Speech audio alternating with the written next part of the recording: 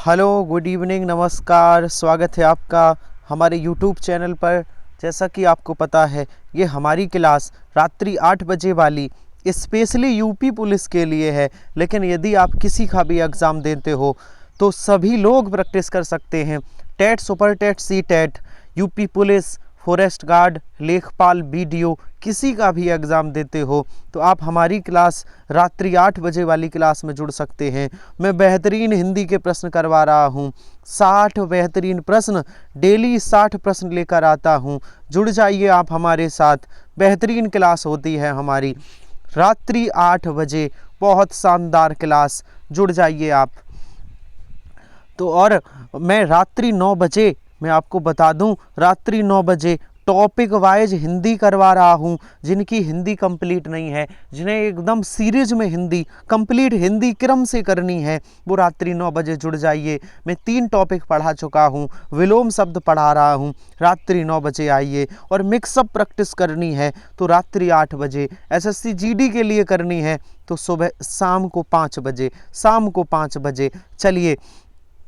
चलिए पढ़ जाइए। तो जो लोग हमारे टेलीग्राम चैनल पर नहीं जुड़े हैं वो जुड़ सकते हैं। हमारे टेलीग्राम चैनल का नाम है आमोद सर हिंदी। जुड़ जाइए आप सभी, हमारे टेलीग्राम से जुड़ जाइए। मैं क्लास की कोई महत्वपूर्ण अपडेट होती है तो मैं इसी चैनल पर देता हूँ, टेलीग्राम पर। चलिए 60 प्रश्न स्टार्ट करते हैं। रात्रि 8 बजे तैयार हो जाइए। बहुत शानदार प्रश्न लेकर आए हैं। सभी लोग जुड़ जाइए रात्रि 8 बजे वाली इस क्लास में। और डेली आइए।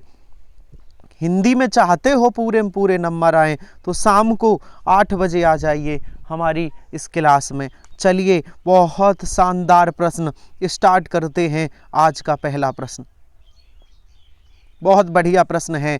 सर, ये प्रैक्टिस सेट कहीं ना कहीं आया हुआ है एग्ज़ाम में। मैं 60 बेहतरीन प्रश्न करवा रहा हूँ। बताइए कि भाषा में मैं थोड़ा इसकी थिकनेस कम कर दूँ। 1 मिनट। अब ठीक है, अब ठीक है। अब बताइए, अब ठीक है।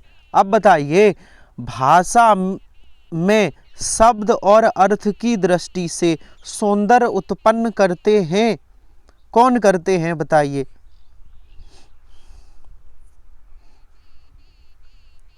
शब्द और अर्थ की दृष्टि से सौंदर्य उत्पन्न कौन करता है?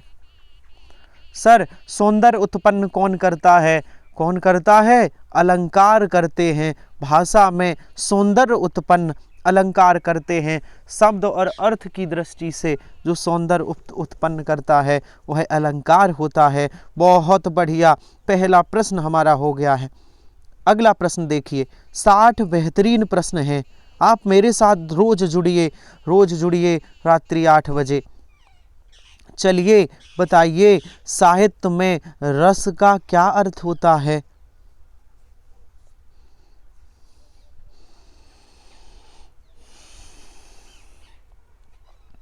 साहित्य में रस का क्या अर्थ होता है बताइए। सर, साहित्य में रस का अर्थ होता है साहित्य से मिलने वाली आनंद भूति। साहित्य से मिलने वाली आनंद अनुभूति क्या होता है? साहित्य से मिलने वाली आनंद अनुभूति। बहुत बढ़िया, बहुत शानदार। और चलिए अगले प्रश्न पर। हमारा बेहतरीन प्रश्न है, बताइए बहुत शानदार प्रश्न है कि 4 दिन की चांदनी फिर अंधेरी रात, लोकोक्ति का अर्थ क्या है? 4 दिन की चांदनी फिर अंधेरी रात, लोकोक्ति का अर्थ क्या है बताइए।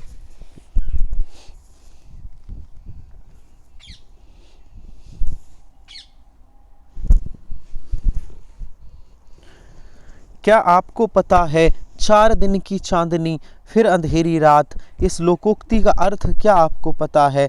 तो बताइए। सर, इसका अर्थ है सुख। क्या है? थोड़े दिन का सुख। ऑप्शन ए, बहुत शानदार। थोड़े दिन का सुख, 4 दिन की चांदनी फिर अंधेरी रात। और अगले प्रश्न पर चलिए। एक मेरा बेहतरीन प्रश्न है। चलिए फिर से मैं बता दूं, मैं 60 प्रश्न लेकर आया हूं। 60 प्रश्न हिंदी के रात्रि 8 बजे। जुड़ जाइए सभी लोग। बताइए, वह दिन भर पढ़ता रहता है, रेखांकित पद में कौन सा अव्यय है?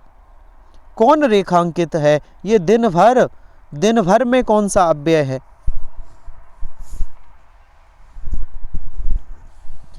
दिन भर में कौन सा अव्यय है? सर दिन भर में ये परमाणुवाची अव्यय है।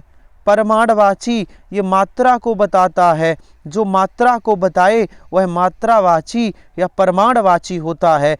निपात क्या होते हैं? सर निपात क्या होते हैं? यदि पूछा जाए निपात क्या है, तो जो वाक्य पर बल डालते हैं, वाक्य पर जो जोर डालें वह निपात हैं। कैसे? जैसे मैं कहूँ राम पढ़ता है, फिर मैं बोल दूँ राम ही पढ़ता है, तो ही शब्द वाक्य पर जोर डालता है, ही निपात है ना। वाक्य पर जो जोर डालें वो निपात हैं। चलिए हमारा अगला प्रश्न है, निम्नलिखित में से शुद्ध वाक्य का चयन करिए। हमारे साथ एक घंटे लगभग ज़्यादा नहीं तो 1 घंटे या 50 से 55 मिनट 8 बजे जुड़िए। 50 से 55 मिनट में बेहतरीन 60 प्रश्न कंप्लीट करा दूंगा। शुद्ध वाक्य बताइए, शुद्ध वाक्य कौन सा होगा? उसका शिमला जाना है।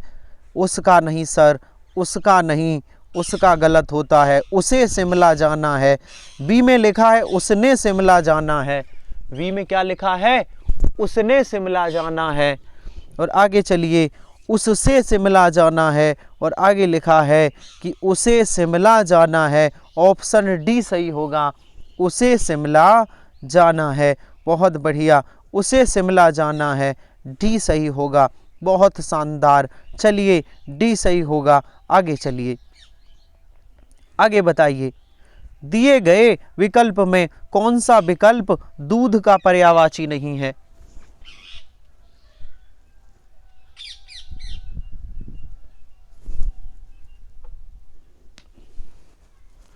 कौन सा दूध का पर्यायवाची नहीं है? सर दुग्ध मीन्स दूध होता है, बिल्कुल होता है। सर गौरस मीन्स दूध होता है, बिल्कुल होता है। सर पेय मीन्स दूध, लेकिन अम्लीय मीन्स दूध नहीं होता। अम्लीय ये पर्यायवाची किसका है? ये अमृत का है। सुधा, सोम, अम्लीय, अमृत। ऑप्शन डी सही होगा, ये दूध का पर्यायवाची नहीं है। चलिए अगला शानदार प्रश्न बताइए। बहुत बढ़िया प्रश्न है, बहुत शानदार प्रश्न है कि उसने टेढ़ी चाल चली वाक्य में कौन सा कारक है? उसने टेढ़ी चाल चली वाक्य में कौन सा कारक है?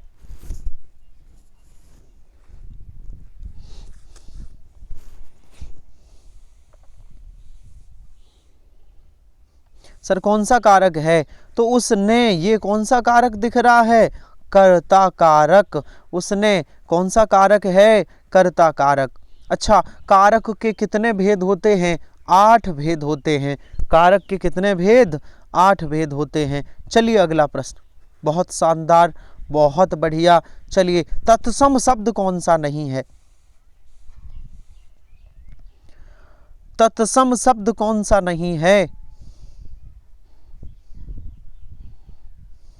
बताइए, तत्सम शब्द कौन सा नहीं है? क्या आपको पता है?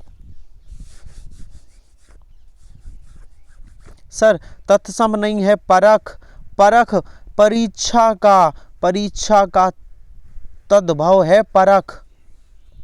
ध्यान से सुनिए, परीक्षा का तद्भव है परख। सर परख का तत्सम परीक्षा होता है। ऑप्शन डी सही होगा, ये एक तद्भव शब्द है। परख एक तद्भव शब्द है, इसका तत्सम परीक्षा होगा। इसका तत्सम क्या है? सर इसका तत्सम परीक्षा होगा। और अगला प्रश्न बताइए, प्रश्न नंबर 9, कि निम्नलिखित विकल्प में से किसमें तद्भव शब्द है?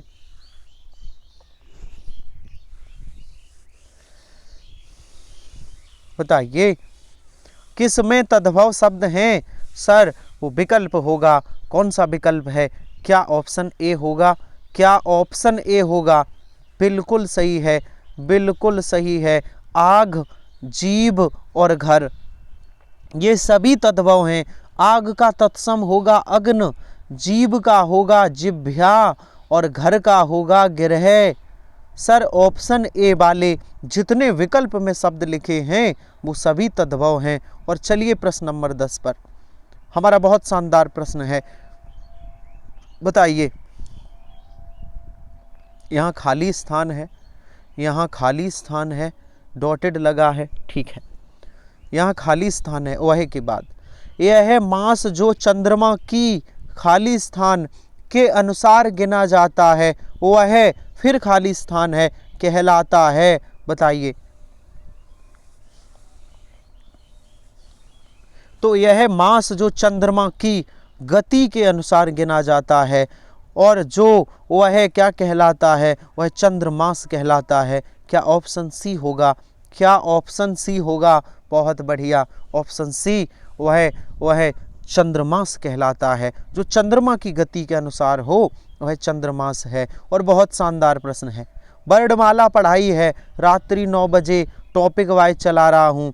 वर्णमाला पढ़ा दी है हमने, वहीं से प्रश्न है कि या रा ला वाह किस प्रकार के व्यंजन हैं।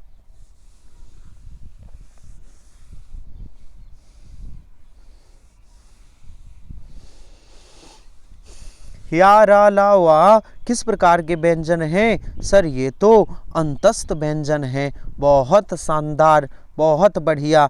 अयोगवा क्या होते हैं? सर अंग और आहा को अयोगवा कहते हैं। ऊष्म व्यंजन कितने? सर 4 होते हैं, सा, सा, सा और हा। बहुत शानदार, बहुत बढ़िया। बढ़ जाइए आगे, आगे बढ़ जाइए। 12वां प्रश्न है, ध्यान से पढ़िए, हमारा 12वां प्रश्न है, पढ़िए। बाल की खाल निकालना मुहावरे का अर्थ क्या है?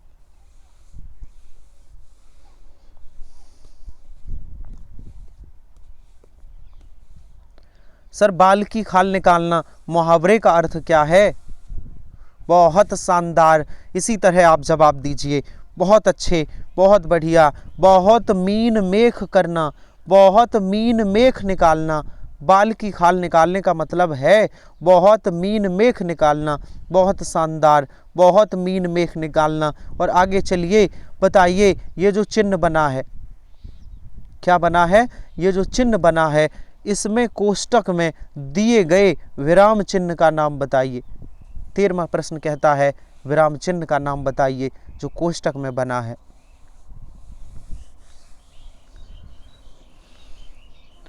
क्या इसका जवाब विस्मयादि बोधक होगा? क्या इसका जवाब विस्मयादि बोधक होगा? बिल्कुल सही है, कोष्टक में बना चिन्ह विस्मयादि बोधक है। कौन सा है? विस्मयादि बोधक। और 60 प्रश्न लेकर आए हैं। जुड़े रहिए आप मेरे साथ, 50 मिनट तक जुड़े रहिए। 60 प्रश्न आपके झोली में होंगे। वाच्य के कितने भेद होते हैं?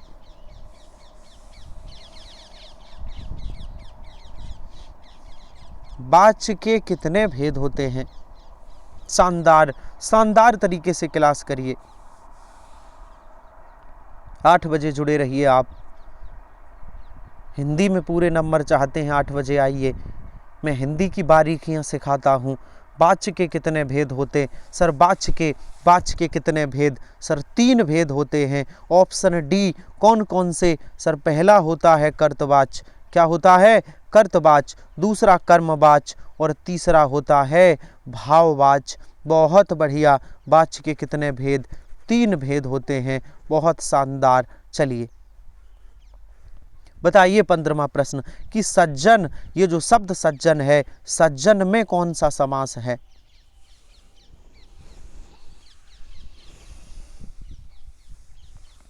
सर सज्जन में कौन सा समास है? सज्जन, सत धन जन। जो जन मीन्स होते हैं लोग, सत मीन्स सत्य बोलने वाला। सर ईमानदारी से जो बोले, अर्थात एक पद विशेषण और एक विशेष है। एक पद विशेषण और एक विशेष है। कौन सा समास है? कर्मधार। कर्मधार समास है। अच्छा, जिसके दोनों पद प्रधान हो वो कौन है? जिसके दोनों पद प्रधान हो वह द्वंद्व है। जिसका एक पद संख्यावाची विशेषण हो वह द्विगु है। जिसका प्रथम पद प्रधान तथा उत्तर पद गौड़ हो तत्पुरुष समास है। अर्थात विभक्तियों वाला समास तत्पुरुष समास है। चलिए बढ़ जाइए, बताइए अगला प्रश्न। अपराध बोध से होने वाली गिलानी वाक्यांश के लिए एक शब्द बताइए। अपराध बोध से होने वाली गिलानी वाक्यांश के लिए एक शब्द बताइए। 16वां प्रश्न।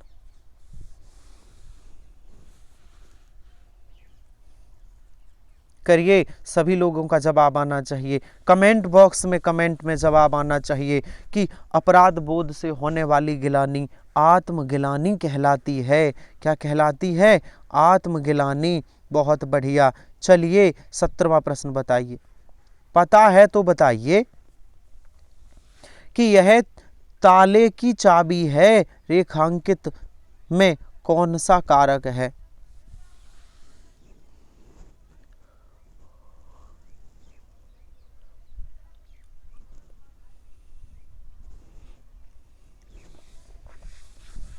यह ताले की चाबी है, कौन सा कारक है? तो काकी के मत देखना, यहाँ की का मतलब जो दिख रहा है वो नहीं है। यहाँ पर की का मतलब है यह तारे के लिए चाबी है। यहाँ पर क्या है? इसका मतलब है यह तारे के लिए चाबी है, संप्रदान कारक है। संप्रदान कारक। कौन सा कारक होगा? संप्रदान कारक होगा। ऑप्शन ए सही होगा। और अगला प्रश्न बताइए, 18वां प्रश्न है कि सापेक्ष का सही विलोम शब्द क्या होगा?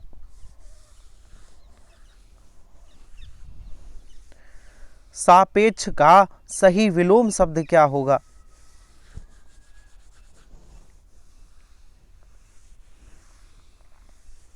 सापेक्ष का सही विलोम शब्द क्या होता है? विलोम शब्द में पढ़ा रहा हूं, क्या कल की क्लास आपने की है? निरपेक्ष होता है। सापेक्ष का विलोम निरपेक्ष होता है। प्रत्यक्ष का विलोम क्या होता है? परोक्ष होता है। क्या होता है? परोक्ष। और पक्ष का विलोम प्रतिपक्ष होता है। और स्पष्ट का विलोम अस्पष्ट होता है। स्पष्ट का अस्पष्ट। आप जुड़ जाइए, रात्रि 9 बजे मैं 300 विलोम शब्द करवा रहा हूँ। जुड़िए हमारी क्लास से, रात्रि 9 बजे टॉपिक वाइज हिंदी करवा रहा हूँ, जुड़ जाइए। बहुत बेहतरीन विलोम शब्द करवा रहा हूँ, वहाँ से बाहर नहीं आएंगे, एग्जाम में विलोम शब्द वहीं से आएगा। चलिए, चारों चरणों में समान मात्राओं वाले छंद को क्या कहते हैं? जिस छंद में चारों चरण में मात्राएं समान हो, सममात्रिक छंद कहलाता है। यहाँ पर क्या लिखा है? मात्रिक सम छंद। उसने थोड़ा उल्टा लिख दिया है, मात्रिक सम छंद कहलाता है। क्या कहलाता है? मात्रिक सम छंद। चलिए चलिए, बहुत बढ़िया, आगे बढ़ जाइए। 20वां प्रश्न है। 20वां प्रश्न है कि वर्णमाला में कौन से अक्षर पुल्लिंग में नहीं होते? बहुत शानदार प्रश्न है, सभी लोग जवाब दीजिए। वर्णमाला में कौन से पुल्लिंग शब्द नहीं होते? तो सर वर्णमाला में सभी पुल्लिंग हैं, ई और ई छोड़कर। ऑप्शन ए, ये स्त्रीलिंग में गिने जाते हैं।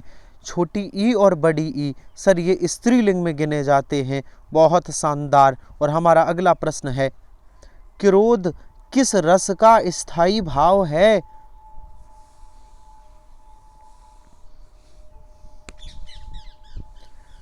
बहुत शानदार, बहुत बढ़िया जवाब कमेंट बॉक्स में। सर क्रोध रौद्र रस का स्थायी भाव है, रौद्र का।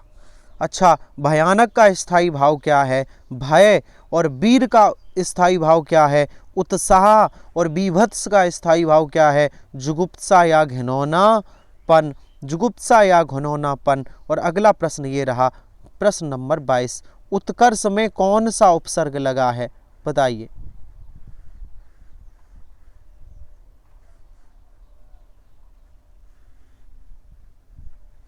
उत्कर्ष में कौन सा उपसर्ग लगा है? बहुत शानदार, बहुत बढ़िया। उत्कर्ष में कौन सा उपसर्ग है? उत उपसर्ग लगा है। उत्कर्ष में उत उपसर्ग लगा है। और अगला प्रश्न बताइए, भारतवर्ष में हिंदी को आप किस वर्ग में रखेंगे? रात्रि 9 बजे टॉपिक वाइज हिंदी, जुड़ जाइए। मैं क्रम से, जिनको क्रम से हिंदी पढ़नी है वो रात्रि 9 बजे जुड़ जाइए। मैं क्रम से हिंदी पढ़ा रहा हूँ, टॉपिक वाइज हिंदी 7000 प्रश्न करवाऊँगा। 7000 रात्रि 9 बजे जुड़ जाइए, विलोम शब्द पढ़ा रहा हूँ। चलिए, हिंदी भारतवर्ष में हिंदी को आप राजभाषा में, राष्ट्रभाषा नहीं, हिंदी भारत की राजभाषा है। और लिपि क्या है? लिपि देवनागरी है। हिंदी की लिपि क्या है? देवनागरी है। और चलिए अगले प्रश्न पर चलिए और बताइए, दिए गए विकल्पों में से बहुवचन बताइए, कौन सा बहुवचन है? किसका बहुवचन पूछा है? सर प्रति का बहुवचन। किसका बहुवचन बताना है? प्रति का बहुवचन बताइए।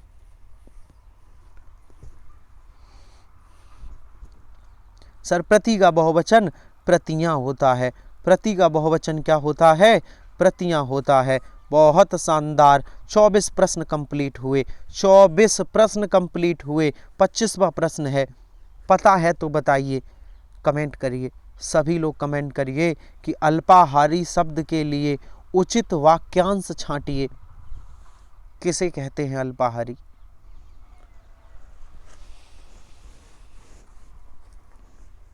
अल्पाहारी के लिए उचित वाक्यांश छांटिए। क्या होगा सही जवाब? बहुत बढ़िया। अल्पाहारी क्या है? जो कम खाता हो। अल्पाहारी किसे कहेंगे? जो कम खाता हो, जो बहुत कम खाता हो, अल्पाहारी है। क्या है? अल्पाहारी है। और अगला प्रश्न बताइए, निम्नलिखित में से कर्मधारय समास है?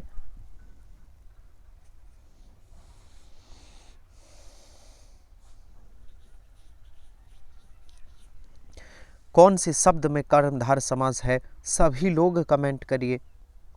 बहुत शानदार, बहुत बढ़िया। Sir option B, option B, दुष्चरित्र में कर्मधारय समास है। कौन सा है? दुष्चरित्र। दुष् मीन्स होता है बुरा, चरित्र मीन्स चरित्र। एक पद विशेष, एक पद विशेषण, जिसका एक पद विशेषण और विशेष हो, बुरा चरित्र अर्थात कर्मधारय समास। चलिए आगे बताइए, 27वां प्रश्न बताइए। सामने जो बड़ा महल दिखाई दे रहा है वह मेरा है, कौन सा सर्वनाम है? बताइए, यह वह है जो ना, ये वह है, इसमें कौन सा सर्वनाम है? बताइए। वह मेरा है।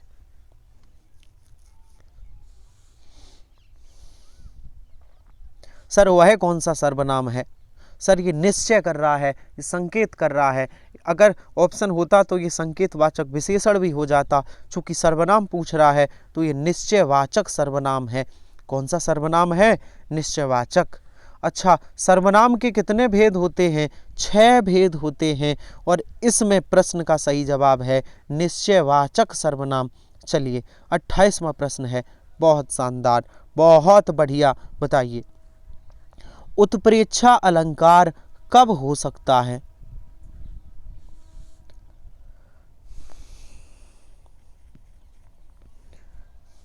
उत्प्रेक्षा अलंकार कब हो सकता है? 60 प्रश्न है। हिंदी के 60 प्रश्न लेकर आए हैं। रात्रि 8 बजे मैं 60 प्रश्न लेकर आता हूं, आप सभी जुड़ जाइए। चलिए, तो उत्प्रेक्षा अलंकार क्या है? बताइए, बताइए। उपमेय क्या होगा? जब उपमेय व उपमान की समानता की जाए? नहीं। जब उपमेय में उपमान का निषेध किया जाए तो ये तो रूपक होगा। जब उपमेय में उपमान पर आरोप हो, क्या हो? आरोप हो। ऑप्शन सही होगा, ऑप्शन सही होगा। जब उपमेय पर उपमान का आरोप हो, ऑप्शन डी सही होगा। ऑप्शन क्या सही होगा? ऑप्शन डी सही होगा। बहुत बढ़िया, बहुत शानदार। चलिए आगे, चलिए और बढ़ जाइए। उपनिषद शब्द में एक प्रत्यय लगाने से कौन सा शब्द बनता है? सबका जवाब कमेंट बॉक्स में आना चाहिए कि उपनिषद में यदि एक प्रत्यय लगा दें तो कौन सा शब्द बनेगा?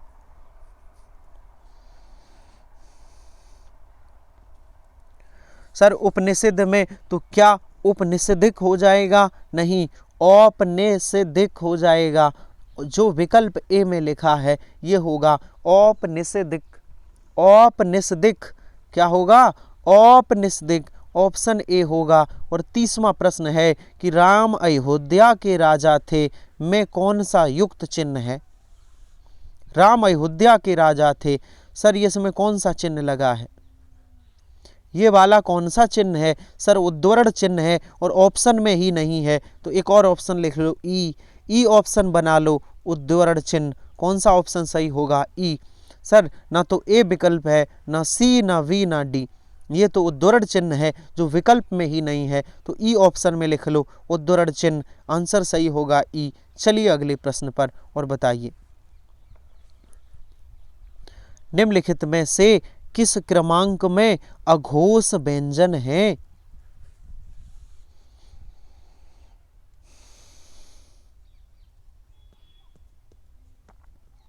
अघोष व्यंजन किसे कहते हैं सर, प्रत्येक वर्ग का, वर्णमाला में प्रत्येक वर्ग का पहला और दूसरा वर्ण अघोष व्यंजन है। अच्छा, और प्रत्येक ऊष्म व्यंजन सा, सा, हा को छोड़कर।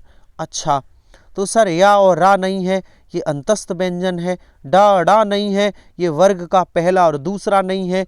वा और हा नहीं है, कौन सा होगा, सा और सा, ये ऊष्म व्यंजन। हा को छोड़कर ये जो ऊष्म व्यंजन है ये सभी अघोष वर्ण कहलाते हैं। ऑप्शन डी सही होगा। बहुत शानदार। चलिए बताइए, बहुत अच्छा प्रश्न है, बहुत शानदार प्रश्न है। निम्नलिखित में से शुद्ध वाक्य बताना है।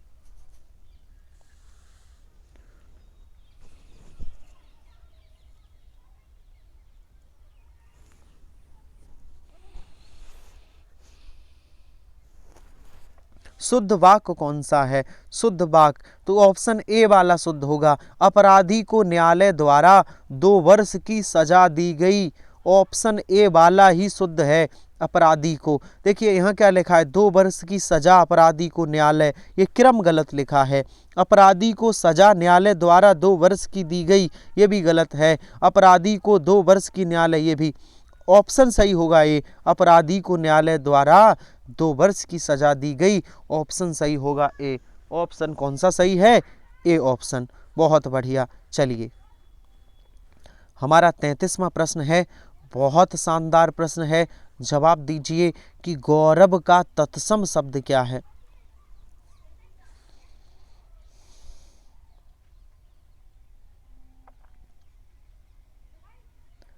सर गौरव का तत्सम शब्द क्या होता है, गौरव का गवाक्ष होता है। गवाक्ष जो ऑप्शन बी में लिखा है, गावाक्ष नहीं गवाक्ष। ऑप्शन बी गौरव का तत्सम गवाक्ष होता है। अच्छा, गौरव का विलोम पूछें तो क्या बताओगे, गौरव का विलोम क्या होता है, लाघव। गौरव का विलोम लाघव होता है। बहुत बढ़िया। चलिए आगे और आगे बताइए, कि नदी का पर्यायवाची शब्द निम्नलिखित में से कौन सा नहीं है।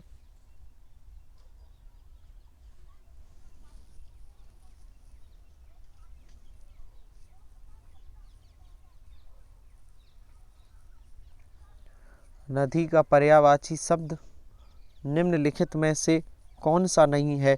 सर तटनी होता है, सरता होता है, नद होता है, लेकिन ऊषा नहीं होता। ऑप्शन बी ऊषा किसका पर्यायवाची है, ऊषा किरण का पर्यायवाची है। किसका है, किरण का पर्यायवाची है। चलिए बहुत शानदार। आगे चलिए बताइए, निम्नलिखित में से कौन सा देशज शब्द है। देशज शब्द बताइए, निम्नलिखित में से कौन सा देशज शब्द है, बताइए। तो सर काठ ये देशज नहीं है, ऊंट देशज नहीं है, उल्लू भी नहीं है। सर गोंड ये देशज शब्द है। गोंड कौन सा है, ये देशज शब्द है। गोंड एक जनजाति होती है भारत में जो मध्य प्रदेश में पाई जाती, ये देशज शब्द है गोंड। बहुत शानदार। ऑप्शन बी सही होगा। और चलिए आगे, हमारा गद्यांश है, ऑप्शन इसका बी सही होगा, बी। 36 से 40 गद्यांश है। सर कितना बड़ा, बस छोटा गद्यांश है, छोटा सा गद्यांश है। आप धैर्य रखिए, मैं पढ़ूंगा 4 प्रश्न और इसके बाद फिर 20 प्रश्न और हैं, क्योंकि हिंदी के 60 प्रश्न हैं। ध्यान से सुनिए, मैं पढ़ रहा हूँ। कविता के मर्मज्ञ और रसिक स्वयं कवि से अधिक महान होते हैं। संगीत के पागल सुनने वाले ही स्वयं संगीतकार से अधिक संगीत का रसवादन करते हैं। यहाँ पूज्य नहीं, पुजारी ही श्रेष्ठ है। यहाँ सम्मान पाने वाले नहीं, सम्मान देने वाले महान हैं। यहाँ स्वयं पुष्प में कुछ नहीं है, पुष्प का सौंदर्य उसे देखने वाले की दृष्टि में है। दुनिया में कुछ नहीं, जो कुछ भी है हमारी चाह हमारी दृष्टि में है। यह अद्भुत भारतीय व्याख्या अजीब सी लग सकती है, पर हमारे पूर्वज सदा इसी पथ के पथिक रहे हैं। उत्तम गुरु में जाति भावना भी नहीं। कितने ही मुसलमान पहलवानों के हिंदू चेले रहे और हिंदू आगे चलते हैं, और हिंदू संगीतकार के मुसलमान शिष्य रहे हैं। यहाँ परख गुण की, साधना की और प्रतिभा की होती है।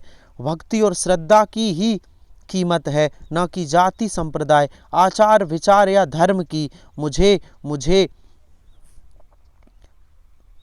पढ़ाया लिखाया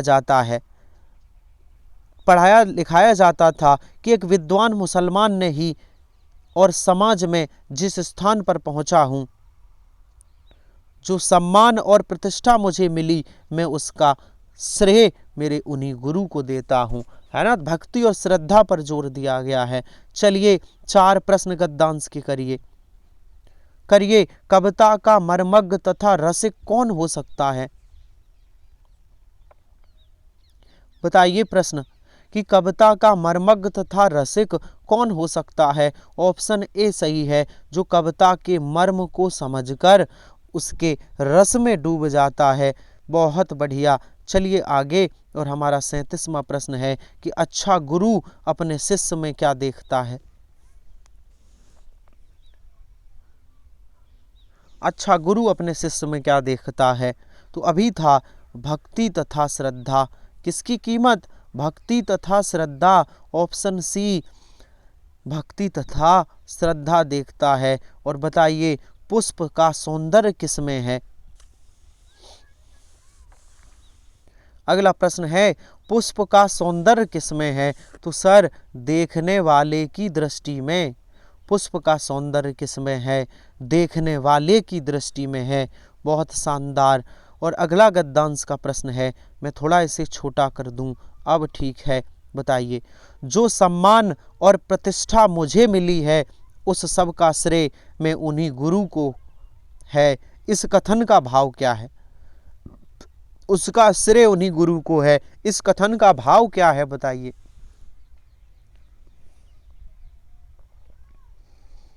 सर, इस कथन का भाव ये है कि गुरु के प्रति शिष्य का भाव, गुरु के प्रति शिष्य का जो भाव है, या गुरु के प्रति श्रद्धा, क्या होगा सही जवाब? 1 मिनट। गुरु के प्रति क्या होगा? गुरु के प्रति श्रद्धा। गुरु के प्रति श्रद्धा। ऑप्शन डी, इसमें ये नहीं होगा, श्रद्धा ये उचित विकल्प है, डी, गुरु के प्रति श्रद्धा। और अगला प्रश्न और आखिरी है गद्यांश से संबंधित कि पथ शब्द का उचित समानार्थी क्या है? पथ का पर्यायवाची बताना है। बता दीजिए, पता है तो। पथ का पर्यायवाची क्या होता है? गद्यांश से संबंधित प्रश्न है, पथ का पर्यायवाची। सर, पथ का पर्यायवाची क्या होता है? पथ का पर्यायवाची मार्ग होता है। पथ का पर्यायवाची क्या होता है? मार्ग होता है। और बहुत बढ़िया, गद्यांश से संबंधित प्रश्न समाप्त हुए। 20 और प्रश्न बचे हैं, क्योंकि प्रश्नों की संख्या 60 है। बहुत शानदार। चलिए, निम्नलिखित में से कौन सा विराम चिन्ह ऐसा है जो हिंदी में अंग्रेजी भाषा से नहीं लिया गया? हिंदी में अंग्रेजी भाषा से नहीं लिया गया, कौन सा विराम चिन्ह है?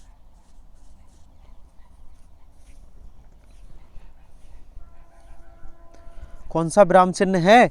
सर, कौन सा विराम चिन्ह है? ऑप्शन डी, ये पूर्ण विराम ये हिंदी में अंग्रेजी से नहीं लिया गया, ये खुद हिंदी भाषा का ये विराम चिन्ह है। ऑप्शन डी, बाकी सभी अंग्रेजी से लिए गए, बाकी सभी अंग्रेजी से। 42वां प्रश्न बताइए, वहां जाओ किस प्रकार का वाक्य है? बहुत शानदार प्रश्न है। वहां जाओ किस प्रकार का वाक्य है?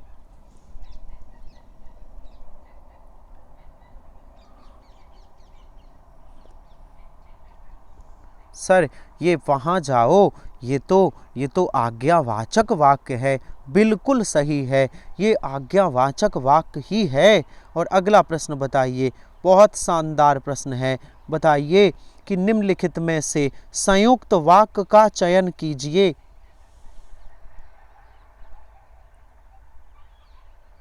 कौन सा संयुक्त वाक्य है आप बताइए। तो सर जहां और लगा है वो संयुक्त वाक्य होता है, वो संयुक्त वाक्य होता है। और कहाँ लगा है? ऑप्शन बी में। मैं पढ़ता हूँ और वह गाता है, और जहाँ लगा है वह संयुक्त वाक्य है। ठीक है, वह क्या है? संयुक्त वाक्य है। और आगे चलिए बताइए बताइए। बहुत शानदार प्रश्न है कि साधारीकरण और व्यक्ति वैचित्रवाद निबंध के लेखक कौन हैं? साधारीकरण और व्यक्ति वैचित्रवाद निबंध के लेखक कौन हैं? सर ये आचार्य रामचंद्र शुक्ल हैं। कौन हैं? आचार्य रामचंद्र शुक्ल हैं। बहुत बढ़िया, बहुत शानदार। और आगे चलिए, आगे बताइए। हमारा बेहतरीन प्रश्न है कि निम्नलिखित शब्द में 4 के विलोम शब्द दिए गए, विलोम शब्द का चयन कीजिए। हर्ष का विलोम क्या होगा?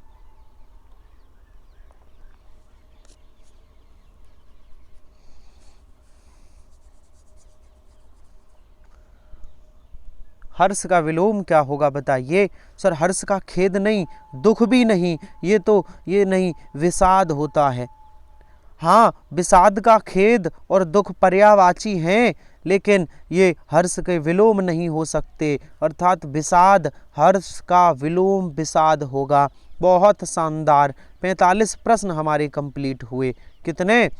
45 प्रश्न कंप्लीट हुए। चलिए पढ़ जाइए। अगला प्रश्न बताइए, संबंध कारक का चिन्ह है? मैं आपसे फिर कह रहा हूं, बताइए। आप जुड़ जाइए हमारी रात्रि 9 बजे वाली क्लास से, जिसमें मैं बेहतरीन टॉपिक वाइज हिंदी करा रहा हूं। किसी की यदि किसी हमारे मित्र की यदि हिंदी कंप्लीट नहीं है तो रात्रि 9 बजे 1-1.5 महीने में हिंदी कंप्लीट कर लीजिए। मैं 7000 प्रश्नों के साथ टॉपिक वाइज हिंदी करवा रहा हूं। रात्रि 9 बजे जुड़ जाइए। और रात्रि 8 बजे मैं मिक्सअप क्वेश्चन करवाता हूँ। यहाँ आप अपनी प्रैक्टिस करिए हिंदी के प्रश्नों की। इतना कर लीजिए, आपके पूरे में पूरे नंबर आएंगे। संबंधवाचक की विभक्ति कौन है? सर काकी के नानी ने रा री रे। ऑप्शन सी सही होगा, ये संबंधवाचक कारक की विभक्ति है। चलिए आगे चलिए। और हमारा अगला प्रश्न है, बताइए निम्नलिखित में से गुणवाचक विशेषण कौन सा है? बताइए।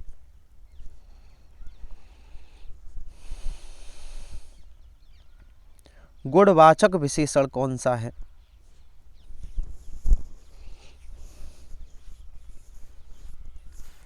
बताइए गुणवाचक विशेषण कौन सा है? सर नया, ये गुणवाचक विशेषण है। नया कपड़ा, नया कलम, है ना?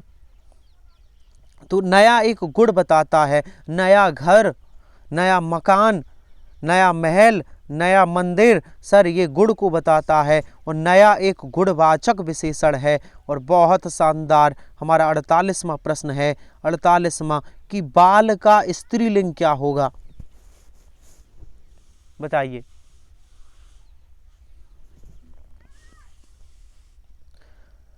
सर बाल का स्त्रीलिंग क्या होगा? जवाब आ जाना चाहिए। बहुत शानदार, बहुत बढ़िया। सर बाल का स्त्रीलिंग बाला होता है। बाल का स्त्रीलिंग बाला होता है। अच्छा, बालिका मत करना, अगर पूछा जाए बालक का स्त्रीलिंग क्या होगा, बालक का तो होगा बालका, ऑप्शन ए। बालक का पूछा जाता तो बालका होता, पूछा गया है बाल तो बाल का होगा बाला, बाल का क्या होगा, बाल का स्त्रीलिंग बाला होता है। ध्यान रखना, एग्जाम में क्वेश्चन आया हुआ है, फिर रिपीट हो सकता है। चलिए, मुझे किस प्रकार का सर्वनाम है, अगले प्रश्न का जवाब दीजिए।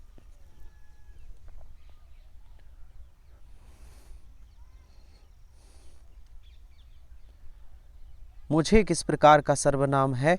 सर, ये मुझे किसका, उत्तम पुरुष सर्वनाम है। मुझे किस प्रकार का सर्वनाम है? ये उत्तम पुरुषवाचक सर्वनाम है। उत्तम पुरुष, मैं और हम, ये उत्तम पुरुष के भेद हैं। और मैं का होता है मुझे, मैं का मुझे हो जाता है, ये उत्तम पुरुष सर्वनाम है। सर्वनाम के कितने भेद होते हैं? सर, 6 भेद होते हैं। चलिए बताइए, मगही शब्द है, मगही शब्द क्या है? बहुत शानदार प्रश्न है। मगही शब्द क्या है? सर, मगही शब्द क्या है? ये भारत का, मगही एक भाषा है, ये देशज शब्द है। मगही क्या शब्द है? ये देशज शब्द है। मगही एक देशज शब्द है। और चलिए, रूढ़ शब्द कौन सा है?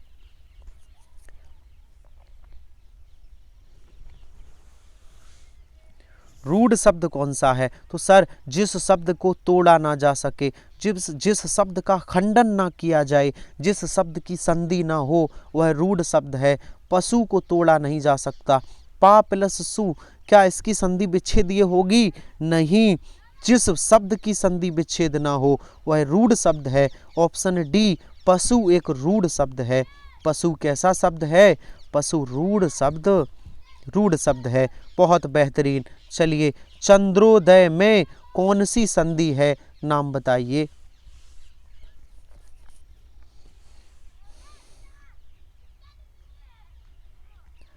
चंद्रोदय में कौन सी संधि है? सर, चंद्रोदय, चंद्र प्लस उदय, इसका संधि विच्छेद होता है।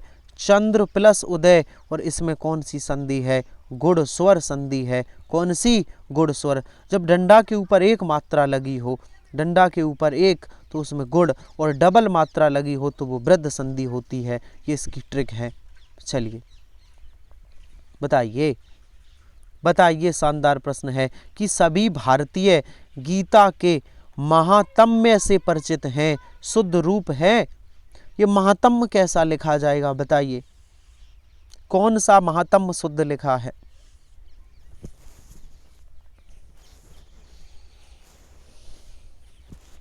सर, आधा ता भी बनना चाहिए, बाकी सब ठीक है। ये ता पूरा नहीं होगा, आधा होगा।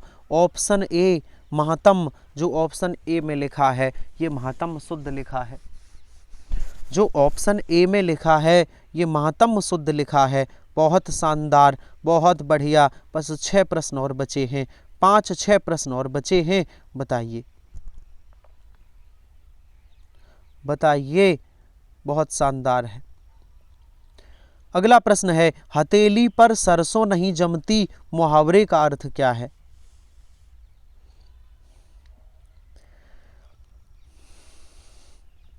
हथेली पर सरसों नहीं जमती, इस मुहावरे का अर्थ क्या होगा? क्या आपको इसका जवाब पता है?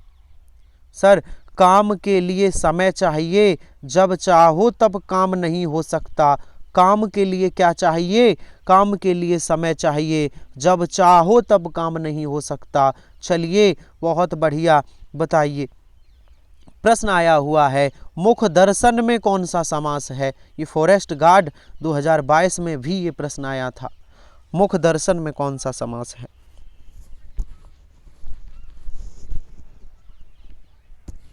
बताइए, मुख दर्शन में कौन सा समास है? सर, योजक चिन्ह आया है, और जिसमें योजक चिन्ह आए वह द्वंद्व समास है। योजक चिन्ह आए उसमें द्वंद्व समास होता है। चलिए बताइए, अगला प्रश्न, प्रश्न नंबर 56। बस 4-5 प्रश्न और हैं।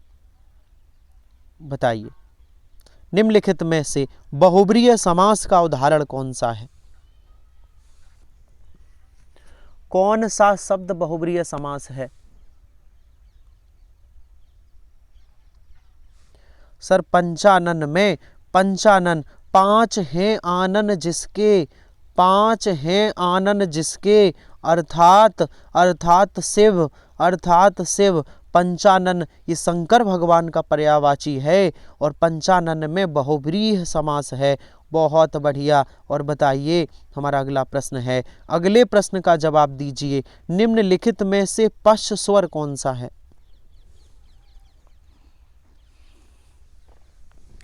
निम्नलिखित में से पश्च स्वर कौन सा है? सर जो ऑप्शन बी में लिखा है ये कौन सा स्वर है? ये पश्च स्वर है। ऑप्शन बी में जो लिखा है वो पश्च स्वर है। और निम्नलिखित में से अयोगवा है, अयोगवा क्या होते हैं? सर अयोगवा किसे कहते हैं? अंग, अंग और आहा को अयोगवा कहते हैं। तो सर अंग को अनुस्वार कहते हैं, अनुस्वार भी अयोगवा होता है। और आहा को विसर्ग कहते हैं, आहा भी अयोगवा होता है। तो यहाँ पर कौन सा आंसर होगा? विसर्ग। विसर्ग एक अयोगवा वर्ड है। विसर्ग कैसा वर्ड है? अयोगवा। ऑप्शन सही होगा ए। बहुत बढ़िया। दो प्रश्न और हैं, दो प्रश्न और बचे हैं और चलिए बताइए। 59वां प्रश्न है, बहुत शानदार। निम्नलिखित में से कौन सी भाषा संस्कृत भाषा का अपभ्रंश है? मतलब संस्कृत के बाद कौन सी भाषा आई? जवाब दीजिए। संस्कृत के बाद कौन सी भाषा निकली है? सर जल्दी से जवाब दीजिए। संस्कृत के बाद पाली भाषा निकली है। संस्कृत, फिर पाली, फिर प्राकृत, फिर अपभ्रंश, फिर अभट्ट, फिर हिंदी। ये भाषाओं का क्रम है, भाषाओं का विकसित क्रम है। चलिए और आज का आखिरी प्रश्न है, बहुत शानदार। भरत मुनि के रस सूत्र में निम्नलिखित में से किसका उल्लेख नहीं है? रस सूत्र में किसका उल्लेख नहीं है?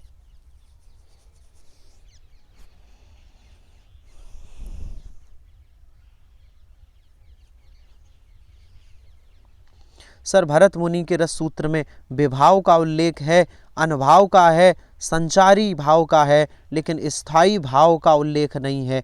किसका नहीं है? स्थायी भाव का। भरत मुनि के रस सूत्र में स्थायी भाव का उल्लेख नहीं है। बहुत बढ़िया। हमारे 60 प्रश्न आज कंप्लीट हुए। बताइए सेशन कैसा लगा? बहुत शानदार 60 प्रश्न। और अभी थोड़ी देर बाद आ जाइए 9 बजे आ जाइए। टॉपिक वाइज हिंदी में मैं 300 विलोम शब्द करवा रहा हूँ, महत्वपूर्ण विलोम शब्द। इससे बाहर विलोम शब्द नहीं होंगे। एग्जाम में यदि प्रश्न आएगा तो यहीं से आना है। तो मैं पार्ट 1 करवा चुका हूँ। पार्ट 1 में 100 प्रश्न विलोम शब्द के लेकर आए थे। पार्ट 2 आज फिर से 100 प्रश्न, रात्रि 9 बजे। थोड़ी देर बाद जुड़ जाइए मेरे साथ, बहुत शानदार क्लास होने वाली है। और जो लोग हमारे टेलीग्राम चैनल पर नहीं जुड़े, जुड़ सकते हैं। टेलीग्राम चैनल का नाम है आमोद सर हिंदी। रात्रि 9 बजे क्रम से टॉपिक वाइज हिंदी। चलिए तो इस क्लास में कल मिलेंगे रात्रि 8 बजे फिर से बहुत शानदार 60 प्रश्नों के साथ, हिंदी के 60 प्रश्नों के साथ। तब तक के लिए धन्यवाद।